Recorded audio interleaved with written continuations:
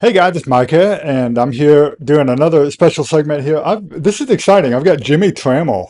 A lot of you guys will know him as a longtime byline holder writer for the Tulsa World. Been there a long time there. How long have you been there? Oh man, you're gonna make me feel old. That's Since all right. 1989, I've been at the Tulsa You're World. kidding. Oh, that is longer than I thought. Sorry. Oh, 36 years, yeah. Wow. And I'm only 38, so Yeah, yeah. been there since you were a toddler. That's amazing. That's pretty good. Jimmy also is the only other guy I know besides myself who named a child after a superhero, right? You have a son named Cal, That's I think? right, Cal, as in Superman. Kal-El was his Yeah. name on the planet Krypton. Yeah, And then I named my son Reed after Reed Richards, there you go. Fantastic Four. So we've got that in common too. But the thing we're talking about today is something that's not related to any of that. So you and the famous Danny Boy O'Connor put together a book called Staying Gold, Right. and I would really like to learn more about this book, and that's why we're here. Tell people about this book, man. This is Yeah. exciting. Obviously, Danny Boy O'Connor is the founder of the Outsiders House Museum, was in Right. the band House of Pain, whose song Jump Around is played at every arena, every sporting venue in the country. Yep.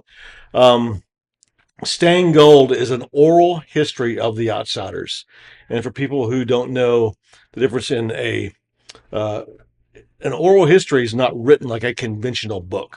A Right. conventional book is just page after page of the author's writing.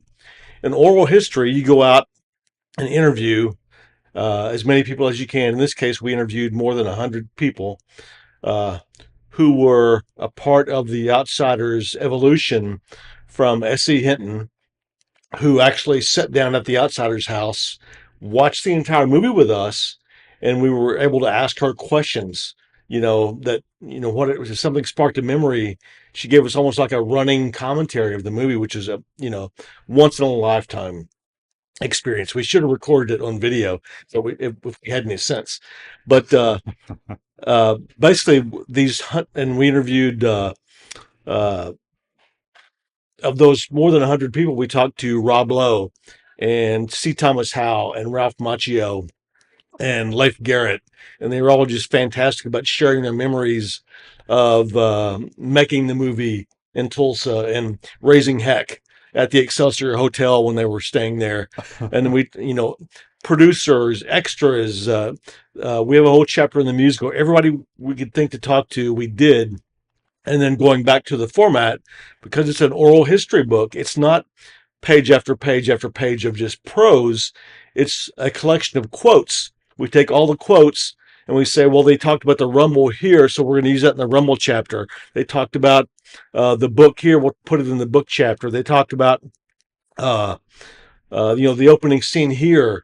And then, so it's just collections of direct quotes that are kind of curated to let them tell their own story in their own words. And it's like you're eavesdropping on a big conversation. It's like we've gathered these 100 people in a giant dinner table, and you're there at them for dinner, and you're hearing this conversation in their words. So That it really that's takes cool. you.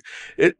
I love oral history books. One of my favorite oral history books ever is Live from New York. On oral history, I can't pronounce oral, but you know what I'm saying. The On oral about history, SNL, I guess. SNL. Yeah, Yeah. it's Okay. such a fantastic book because here's a quote from uh, Dan Aykroyd. Here's a quote from Chevy Chase. Here's a quote from on and on and on and on, and it tells the entire history of Saturday Night Live.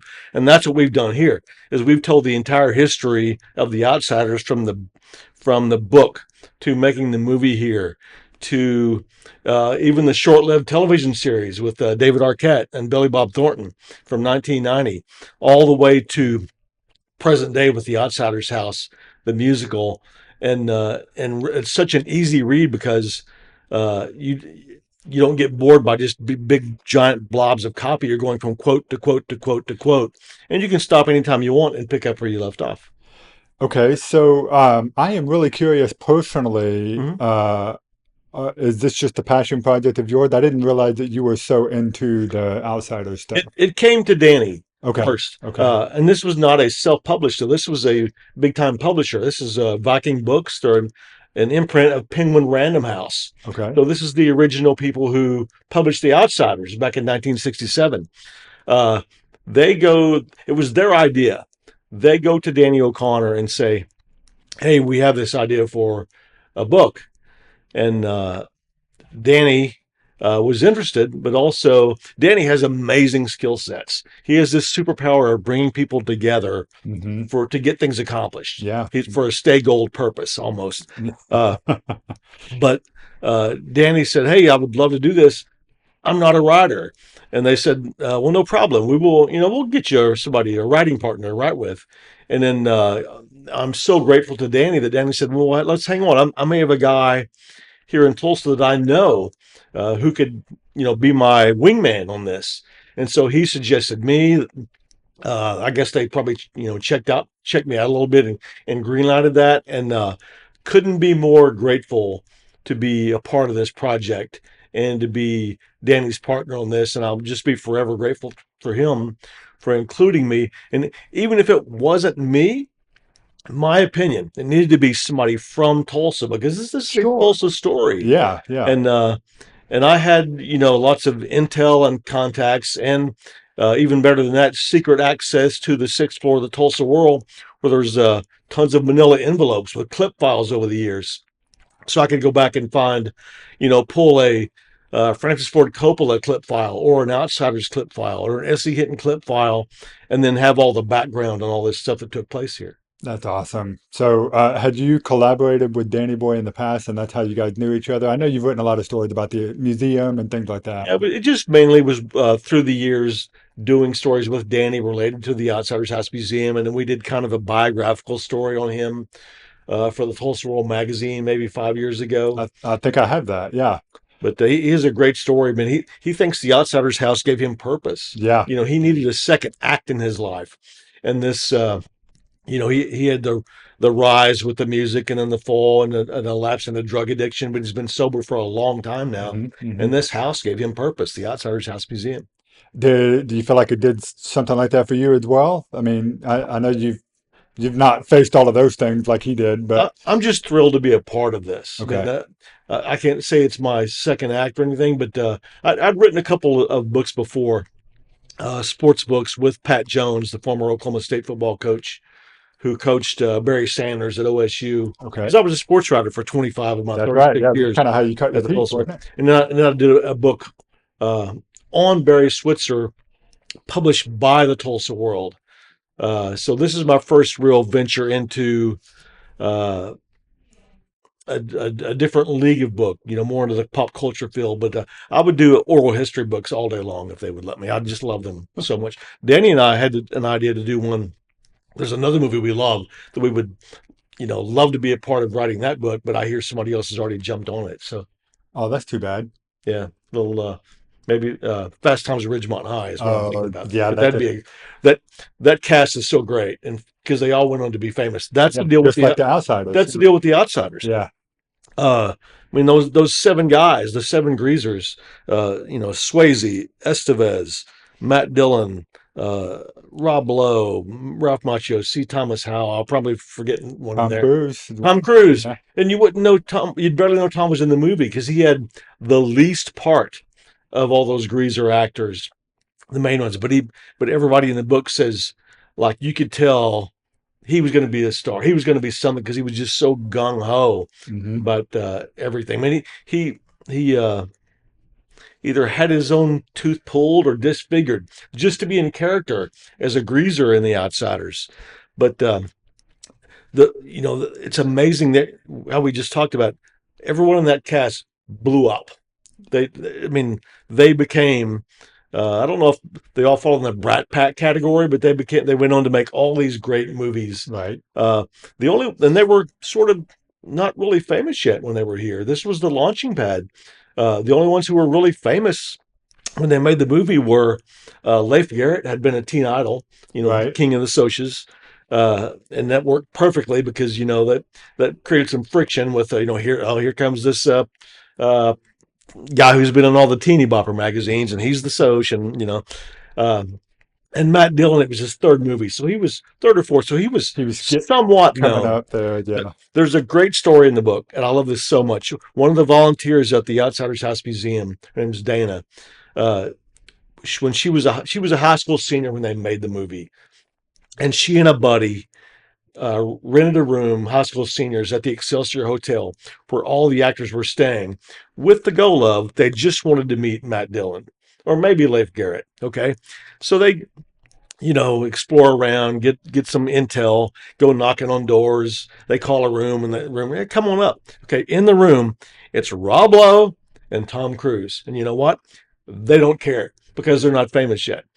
So they just wanted to meet Matt Dillon, which is so awesome. But the guys were kind of bored, stuck in the room, in a strange town to them, and they made a deal like, "Hey, if you girls would just drive us around town for a while, get us out of the room, we'll introduce you to Matt Dillon."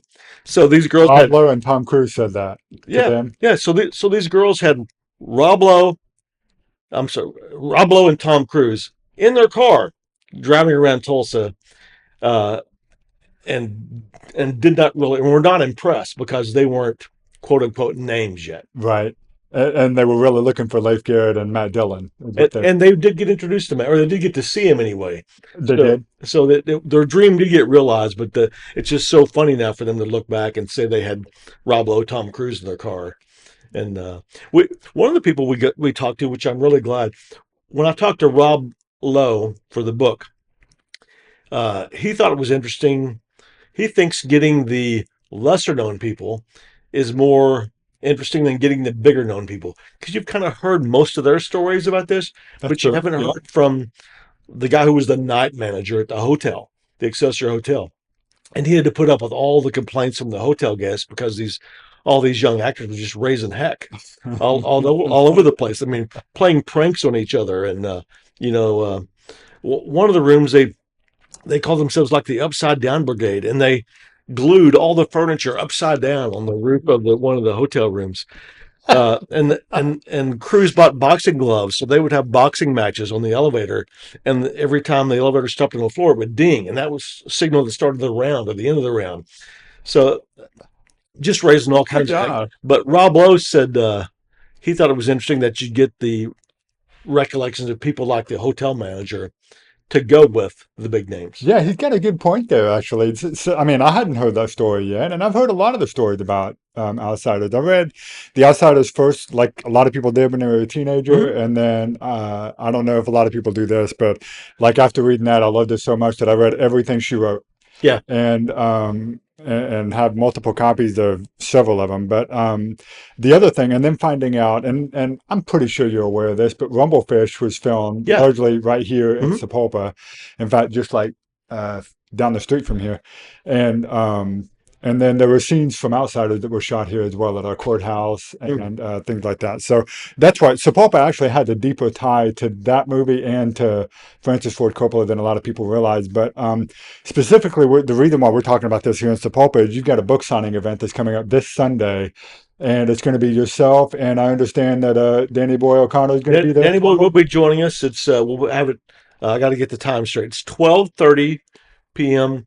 to about 2 p.m. Sunday, November the 9th, Uh-huh. at Route 66 Comics and Collectibles. Uh, I believe it's 17 South Park 17 Street South Park, right? is the Yep. address. And if you're saying why there, my buddy Chris owns the store, and also. Uh, he was able to order some books through the same supplier that supplies him with brand new comic books. So it all just kind of worked out Oh, that good. does work out well. Wow, Yeah. that's a good coincidence there. Man, so you guys are going to be there selling the book there. You'll be able to sign them as We'll well. be signing books. Looking forward to meeting anybody who wants to come out. Don't feel like you have to buy a book. If you just want to come out and say hi, fine. And then Yeah. if we run out of books, then we'll find a way to get it signed for you, one way or the other. Okay. So I understand Chris kind of hinted when I talked on the phone that there's a little bit of a limited supply right now, or is that not the case He anymore? doesn't have a lot of copies, so Okay. if you want to be guaranteed a copy, you might get there, be one of the first ones. Okay. But and then I have a couple of signings before then, and I may bring, if I have leftovers, I'll bring some back up. So hopefully we have enough inventory. But I mean, he can order more too. So if you get there and they're out, then he can get another supply. Okay. Well, I'd be surprised if you had any leftovers because I know that, I mean, generally anything that has to do with the Outsiders in the Yeah, Tulsa area sells out pretty quick, it seems like. it's never going away. Right. I mean, there are eighth graders reading The Outsiders right now, And Yep. that happened 5 years ago, 10 years ago, 30 years ago, 40 years ago. And that's why uh, we're talking about this now. That's why there's a musical. Uh, the legacy is not going to die because it gets introduced to generation after generation after generation after generation, and they all fall in love with it. What do you think? That was going to be my next question, actually, is why do you think it has such a long-lasting hold on especially like, I mean, this book basically invented the youth adult Yeah, genre, right? it tapped into something because all the other books before that for kids were who will Susie take to the prom? Yeah, It didn't deal with. I mean, people died in The Outsiders. right, right. Two of the Greasers passed away. Spoiler alert. Sorry. So Uh, if you didn't know that by yeah. now, though, you obviously haven't read the So book. I mean, so it dealt with real things and social classes. Like the first chapter in the book is called "Stay Gold, Black Gold" because Tulsa was the oil capital of the world, Right. and every town in America presumably has social class divides of the haves and the have-nots. And in Tulsa, my guess is that social class structure was really widened by oil money. Like the haves, there were oil money people, and they had a Right. lot, and the people on the other side of the tracks, not so much. Right. And so that's kind of the environment from when the Outsiders sprang. And Susie Hinton even said she was kind of or regarding the book, there's a scene with some stuff with the Admiral Twin drive-in, Hmm. and she actually saw a kid getting roughed up leaving the Admiral Twin, which like started some wheels turning. Oh, really? Yeah, So that kind of led to some of what you see in to the at book least then. that scene in the book and the movie. Yeah, Okay, wow, that's awesome, man. Okay, well, guys, I know this is kind of short notice. We're only a few days out from this event, but the book is actually it got released just a couple days ago, so it's actually out now, isn't it? Tuesday, November 4th was the release date, Okay, and then I don't know when this will pop, but we have a Thursday, November 6th book launch event at Circle Cinema, where okay, we'll take some questions, and then we have a book signing Saturday in Pryor, where I was born, and then Sunday here in Sapulpa. okay. Well, if you guys can make it to that book signing event, be sure to come down Sunday, 12:30 to 2 p.m. right here down the street from this office, actually, over at the Route 66 Comics and Collectibles, of which I am a frequent customer, by the way.